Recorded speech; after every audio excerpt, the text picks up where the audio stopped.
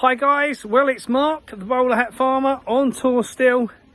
We are at present down in Barnstable and we are travelling back to Somerton tomorrow down in Somerset. Now we have had the pleasure over the past few days, if I spin around it might be a bit better, that's better. We've had the pleasure in the last few days of visiting down to Truro. We took in Land's End, St Ives and other beautiful places along the way where tin mines were, and it was just superb. Met lots and lots of great farmers looking at what they're doing. It's a lovely Gloria behind me. Lots of farmers, and to see what they're doing, how they're changing their farming styles. We have met some amazing people down on that part of the tour. We've got a lot of footage what we've not yet had a chance to deal with because I've been on the road so much and meetings and Zoom calls and everything else what's going on, so just bear with us while we get some of that up. This morning we stayed overnight in Bodmin, and this morning we had a meeting with a CIC down there who are looking to push good quality natural food, especially the Cornish food. We met with a lady who runs a box scheme and a food hub, another gentleman there, part of the CIC, and there was Ben, who was the local Cornish NFU rep, which was interesting to speak with him and to see what he thinks is going on around the world. Now, we've travelled up today to Barnstable, another talk tonight. We're now down here on Westlands Farm, and I don't know if you guys can actually see this, but we've got, they've put us up for the night. Westlands Farm have in this beautiful, it's lovely Gloria, hello, in this beautiful shepherd's hut. Have to say, this is just superb, and it's the kindness of people on the tour which has been surreal. You know, Joy, who kindly put us up last night, and Joe, who put us up down in Truro for 3 nights while we toured round. There was so much to do in Truro, it's unbelievable. So yeah, it's the kindness of other people that have kept this tour on track. So just to say a massive thank you really to you guys for doing that, and to the people who have donated cash to help us with, you know, get the website done, the camper van on the road, the money for fuel and everything else to get this tour out, delivered, and to make sure that we can get this message out. What we are finding on this tour is that the amount of people that want to talk to us about changing the supply chain, cutting out the supermarkets, that want to be in the position of talking to us about how they can become part of the food hub, how they as a farm are diversifying.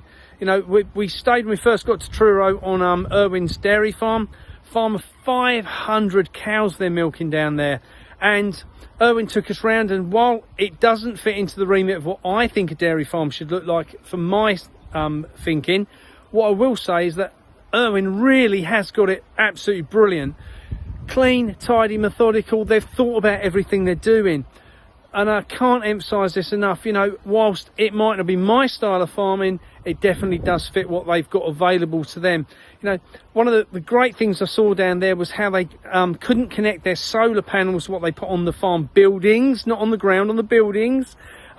So what they did was connected that up to an ice making machine that they chill the milk down to temperature with. These are initiatives that we're not seeing, you know, in commercialism. You know, these are things what farmers really are starting to step up to the mark with.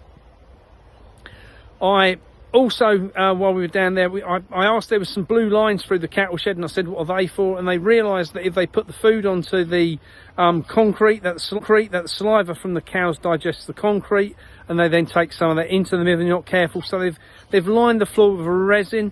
The resin's got little dots in it, and the little dots, the robot goes down, it sweeps all the food back towards the cows.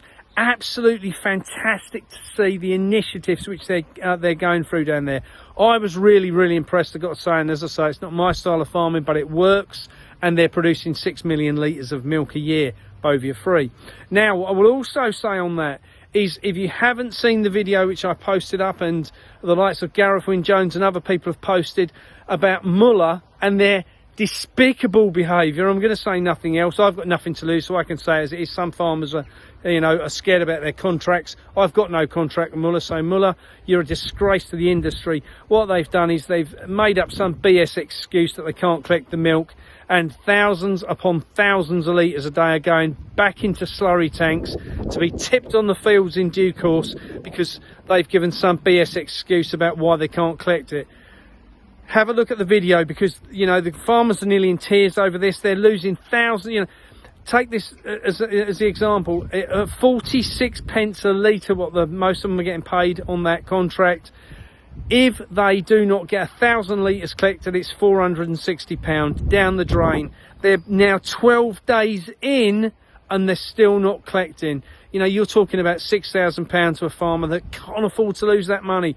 Guys, we are the only ones that are going to make a difference here. You know, find out who to contact at Muller, tag them in online, and, you know, tell them they're a disgrace, because they are. Guys, I'll cut this one short because we're now going into Barnstable to do another talk tonight. This is the third one we've done today. Lots and lots of interest. Keep watching, keep liking, keep sharing. Please, please, please, if you can make a donation, go to the bowlerhatfarmer.com. Thank you so much. And, you know, Gloria and I are witnessing a whole different level of loveliness. We visited parts of the country we'd never get to see, and we visited some amazing places, I have to say. Cornwall and Devon and Somerset have really, really touched me.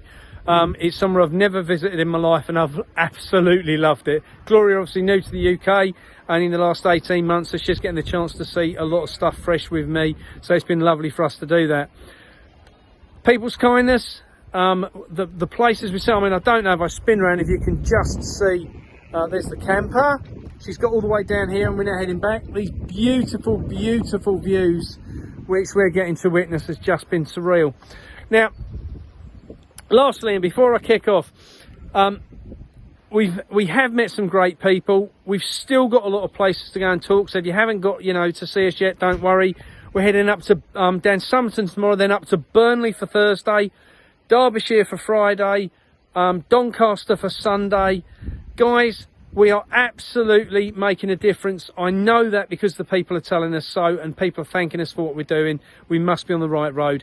Keep in touch, guys. See you soon. It's Mark, the Bowlerhat Farmer, and Gloria's in the house. Teddy, bye.